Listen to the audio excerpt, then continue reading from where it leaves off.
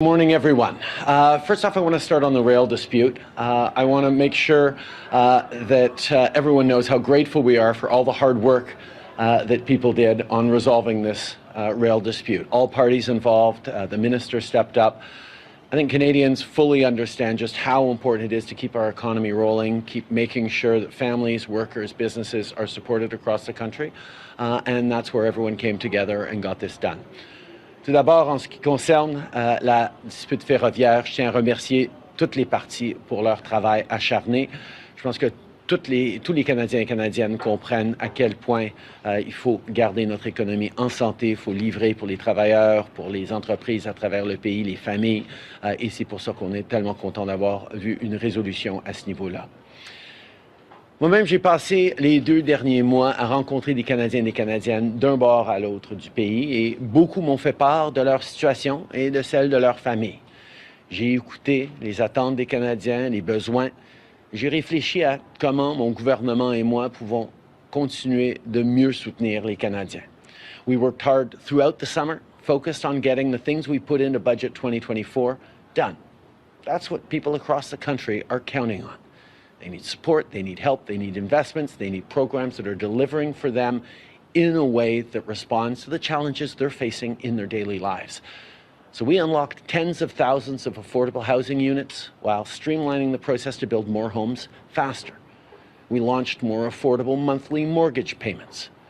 Pas plus tard que hier, nous avons annoncé les premiers terrains fédéraux qui seront loués et non vendus, idéalement, pour garantir la construction d'un plus grand nombre de logements abordables pour les Canadiens.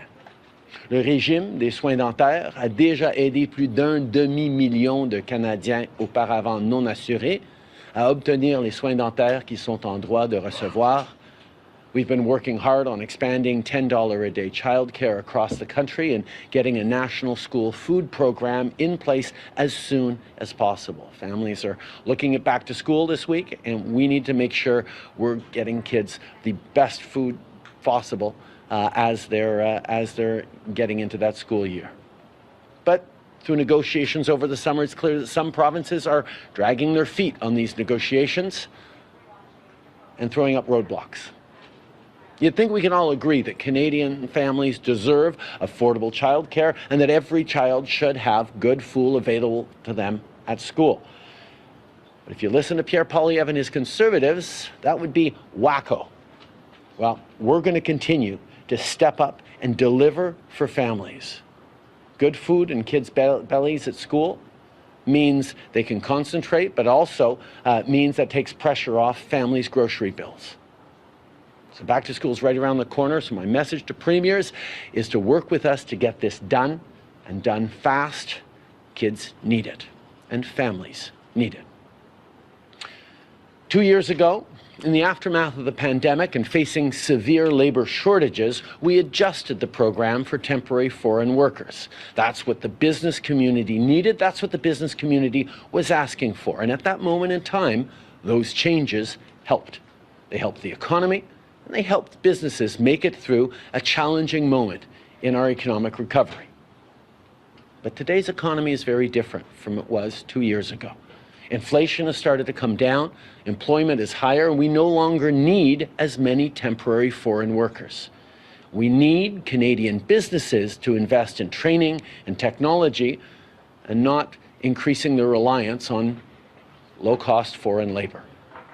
It's not fair to Canadians struggling to find a good job, and it's not fair to those temporary foreign workers, some of whom are being mistreated and exploited.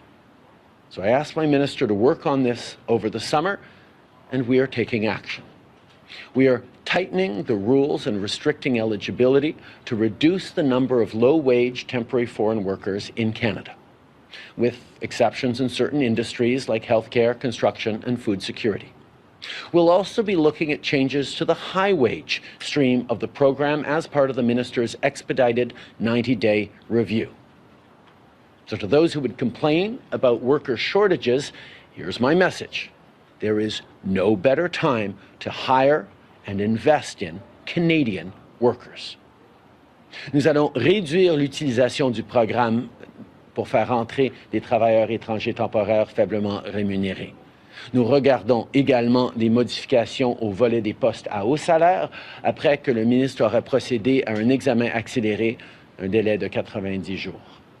À ceux qui se plaignent de la pénurie de main-d'œuvre, voici mon message. Il n'y a pas de meilleur moment pour investir et pour embaucher des travailleurs canadiens. Over the summer, we saw inflation return to normal, and now interest rates are coming down.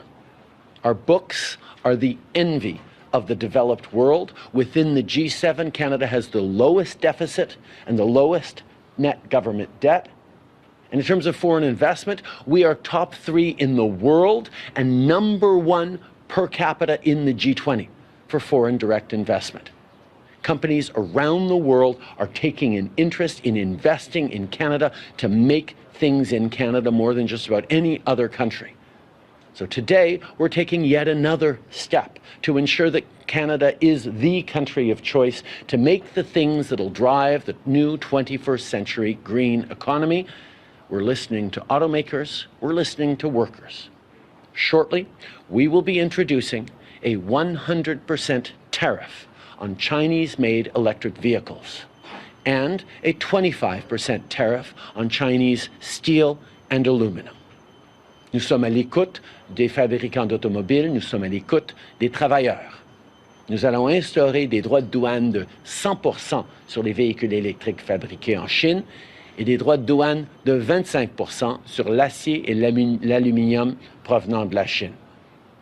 See, because of our government's choices and the hard work of hundreds of thousands of Canadian auto workers, we are transforming Canada's automotive sector to be a global leader in building the vehicles of tomorrow.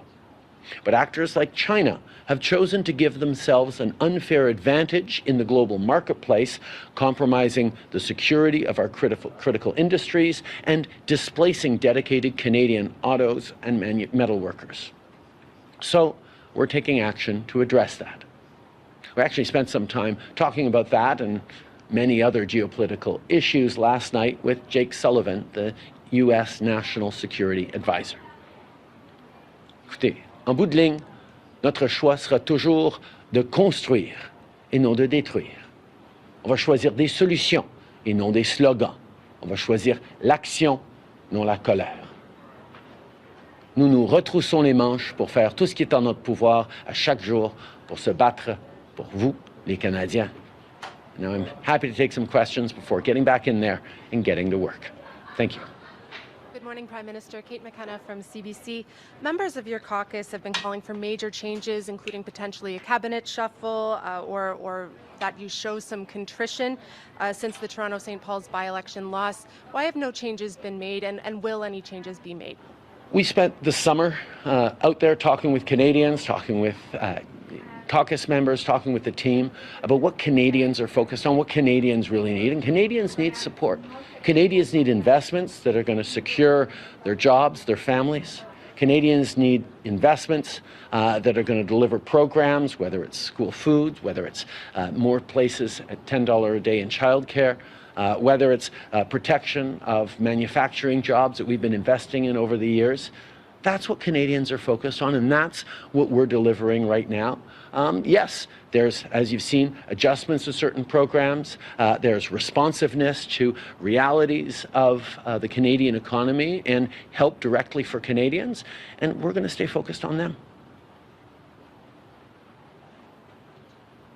Bonjour, M. Trudeau, Fanny Olivier de Radio-Canada.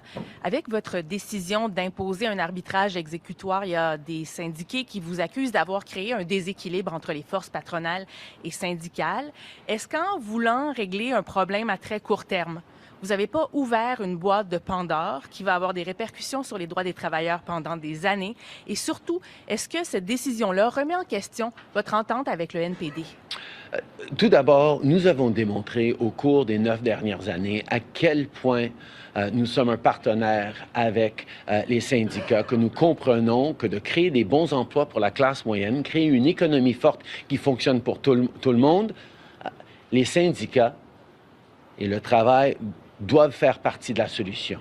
Et on a bâti de très bonnes relations avec les syndicats à travers le pays parce que c'est bon pour les Canadiens, c'est bon pour notre économie. En même temps, nous devions d'agir dans cette situation où on parlait de 1 milliard de dollars perdus par jour et des impacts qui vont durer encore des semaines sur l'économie canadienne. Nous allons toujours faire tout ce qu'on peut pour s'assurer qu'il y ait une solution à la table de négociation, mais nous allons aussi agir quand on en a besoin et dans cette situation, il fallait qu'on agisse. Pour le NPD, on va continuer de travailler avec eux pour livrer sur des enjeux qui vont aider les Canadiens d'un bout à l'autre de ce pays. Good morning, Prime Minister Marika Walsh with the Globe and Mail. You say that you plan to stay on despite persistently bad polling, despite the by-election loss in Toronto that your party lost for the first time in 3 decades because you want to continue to deliver. Isn't that what Joe Biden insisted on? Listen, we are focused on being there for Canadians. We're focused on stepping up on support and investments that are going to leave Canadians better off for the coming years and indeed decades. Canada has built one of the strongest economies in the G7, in the world right now, because we've been there to invest in the middle class and people working hard to join it. We've been delivering on programs that have made a real difference in Canadians' lives. And right now, as people are facing challenges, we are setting the best balance sheet in the G7 to work for Canadians with $10 a day childcare spaces that allow families to go back to work, that allow people confidence that their kids are going to be well supported on their way into years of schooling. School food programs, dental programs that make a real difference in the daily lives of Canadians. These are things that actually meet the needs of the challenges Canadians are facing right now. And that's what we're focused on delivering right now and into the coming years. But sir, you just made the Joe Biden argument that his record justifies him staying. The electorate is saying they don't want you. They want change. Your polling personally is worse than your party's. I spent the summer talking with Canadians, and people's focus is on getting the support they need for their kids, for their future. They want to see a strong future for Canadians. They want to see opportunities for their kids. That's what we're working on every single day to deliver. That's what I'm focused on. That's what I'm excited about. And that's why we're going to go into this next election putting a very clear choice for Canadians. But we're still a year plus away from the election. I'm focused on making sure we're delivering through that election the kinds of things that Canadians need. That's what we're here for. Bonjour, M. Trudeau. Michel Sabat, la presse canadienne. Je vais faire du chemin sur le sujet de ma collègue parce que nous aussi, on a parlé avec les Canadiens. Ils nous parlent aussi de ce qui se passe aux États-Unis et on a vu ce regain d'intérêt pour la campagne démocrate avec le départ de M. Biden. Est-ce que c'est de nature à pouvoir vous inspirer? Est-ce que c'est quelque chose qui vous trotte en tête? J'ai énormément de respect pour Joe Biden. C'est un ami, c'est quelqu'un qui a démontré comment on peut bâtir une économie forte et préparer les générations pour un avenir fort, une économie forte. Nous sommes en train de faire un travail aussi important pour les Canadiens et nous avons même de l'avance sur les États-Unis au niveau des garderies, au niveau des investissements qu'on est en train de faire dans nos systèmes de santé, des investissements qu'on est en train de faire pour attirer des compagnies et des jobs ici au Canada pour l'économie de l'avenir. On est en train de faire un travail extrêmement important et j'ai hâte de continuer à présenter un choix positif aux Canadiens. On a un parti conservateur qui dit que tout est brisé, qui n'offre aucune solution, quand les Canadiens ont besoin d'aide, ont besoin d'investissement, veulent que le gouvernement soit là pour avancer les dossiers importants pour leur famille, et c'est exactement ce qu'on va continuer à faire. Mais juste pour être clair, avez-vous l'impression qu'un départ de votre part pourrait avoir le même effet pour les libéraux? Les États-Unis, c'est un pays très différent du Canada. La dynamique politique est différente, là. On est à plus qu'1 an des élections ici au Canada. Et le travail que nous faisons, je comprends que vous aimez bien parler politique. Les Canadiens, ça leur intéresse pas tellement de parler politique. Ils veulent parler de comment on va aider leur famille, comment on va avancer la réalité de tous les jours auxquels ils font face. Et c'est exactement sur ça qu'on se concentre aujourd'hui. Okay. The reality is, Canadians are focused every day on making sure that they can afford their rent, making sure they can afford groceries, making sure there are good jobs for them, for their kids, making sure they have a good path towards retirement, making sure Canada remains strong and leading in the world in terms of economic growth, but also keeping people safe.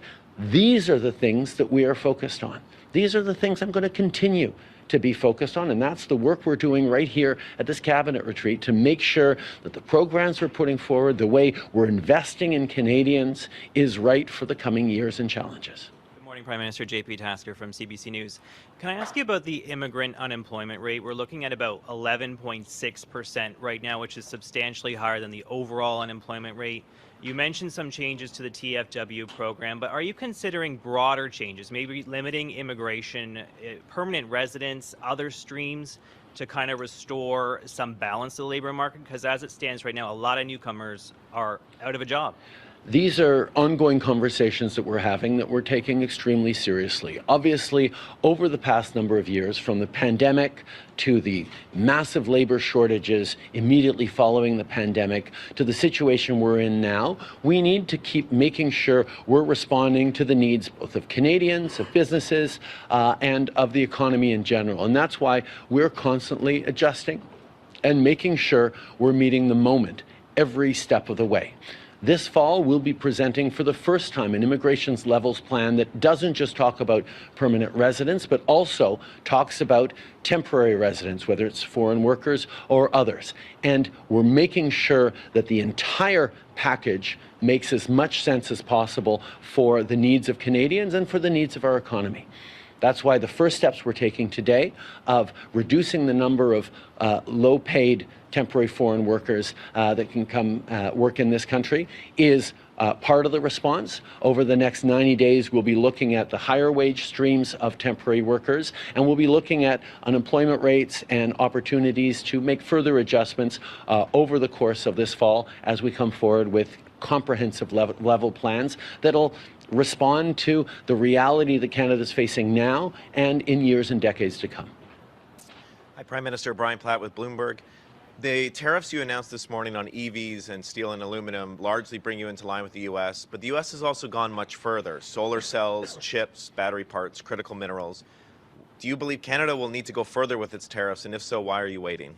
As the minister will address later, we are looking at further measures. We're looking into, as you mentioned, chips, solar cells, issues like that, where we know there is work to be done to make sure we're protecting Canadian industries and Canadian workers from unfair practices from China. So we will continue to work with not just the United States, but allies in Europe and elsewhere around the world to make sure that those with similar approaches in terms of high labor standards, high environmental standards, proper processes to deliver high quality goods to Canadians and to customers around the world are not being unfairly penalized by non-market practices in countries like China. Glenn McGregor, City News. Prime Minister, on the tariffs, it seems almost certain that China is going to retaliate in some way, very likely in the agricultural sector. I remember back in 2016 how hard your government worked to reopen China for canola exports. Are you concerned about the possibility of retaliation? Are you not, by protecting a fledgling industry in EVs, putting a much larger established industry at risk? I think we all know that China is not playing by the same rules as other countries, whether it's on environmental standards, whether it's on labor standards and labor practices in general, whether it's on government subsidies and state-owned industries. The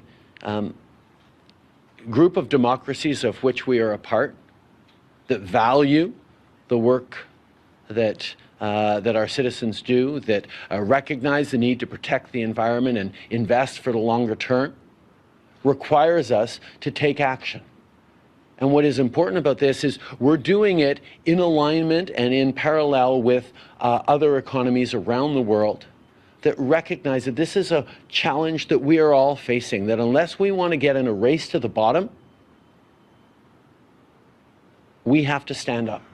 And that's what we're doing, and that's what Canada's been part of conversations on at the G7 table, at the international summits that we've been attending over the past years to move forward on. We had a good, long conversation about this and other things last night with the National Security Advisor in the United States, and we know that standing up for Canadian jobs and Canadian interests, not just for the short term, but for the long term, is exactly what we need to do. And that means making sure the people who are doing things right, building things well, being responsible in how they function to build things, don't get penalized by countries not playing by those rules. Mia Rabson from the Canadian Press. There are concerns, both from the NDP, from unions, that what you decided to do as a government last week is actually an assault on bargaining rights. Your government is suggesting that it's actually protecting more workers. But are you concerned that this will affect your agreement with the NDP, or also support from unions and union members?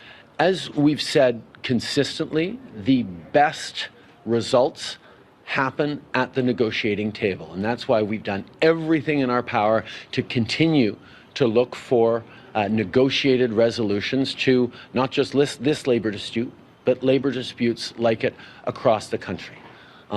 In this case, we needed to take action after talks had broken down, after the distances couldn't be bridged, because too many Canadian jobs and livelihoods were at stake.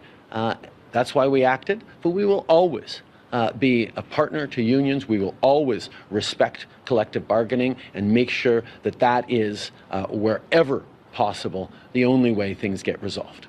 Hi, Mr. Trudeau. Mackenzie Gray with Global News. I just want to follow up on the answer that you gave to JP. You're saying you're taking a holistic approach when it comes to immigration, considering the number of temporary workers, when you're looking at permanent residency. But just on PR, is your government considering reducing the number on an annual basis of people who can get PR in Canada? Those are the discussions that we're having as a cabinet here and over the coming months, making sure that our immigration, which continues to be an extraordinary, important advantage that Canada has in the world, that contributes to growth, contributes to well-being of so many Canadians, continues to be the way we operate, but it has to be done right. So we're looking at the various streams to make sure that as we move forward, Canada remains a place that is positive in its support for immigration, but also responsible in the way we integrate and make sure there's pathways to success for everyone who comes to Canada. A lot of your ministers, a lot of Canadians were watching closely the American campaigns this summer. I assume you were too. What lessons have you taken from watching what's happening south of the border in terms of your message about why you want to stick around for another 4 years? I think the big lesson is in responding to the things that people are actually worried about. Responding with real solutions to the most pressing issues facing Canadians, whether it's the inability to find affordable childcare spaces for young families that mean that women primarily can't get back into the workforce when they want to and need to. Responding to the pressure of everyday grocery prices with a school food program that's going to help 400,000 more kids across the country if provinces across the country step up to do their part and help deliver that program. Now, there's a number of provinces that are moving forward on it. There are others that are not, and that's why we're putting pressure on them right now, because as a teacher, as a dad, as a prime minister, I know how important it is to give kids the best start in life. As we move forward on securing jobs and careers for the future, we have real concrete solutions to put forward that we have been delivering over the past years that has led to one of the strongest economies in the world right now in Canada. The decision to be there to invest in Canadians has left Canada with one of the strongest economies in the world at a very difficult time. And we believe that using that strong economy to support Canadians in responsible ways is the best way to build the future. That's what we're focused on. We're not focused on culture wars, on complaining that everything is broken, that, going off on strange tangents that, quite frankly, Canadians are scratching their heads about. That's not the way to connect with Canadians. That's not the way to deliver what Canadians are asking for. So we're going to stay focused on the work that needs doing over the next year as we approach the next election, to deliver for Canadians, to help people through, and to remind them why this is the very best country in the world. You're implicitly acknowledging you've had trouble delivering results over the 9 years and getting things done out the door fast. So how are you going to change that in the next year? Over the past 9 years, we have delivered the strongest economy in the G7. The top place in the world for per capita foreign direct investment when you look at all the advanced economies of the G20.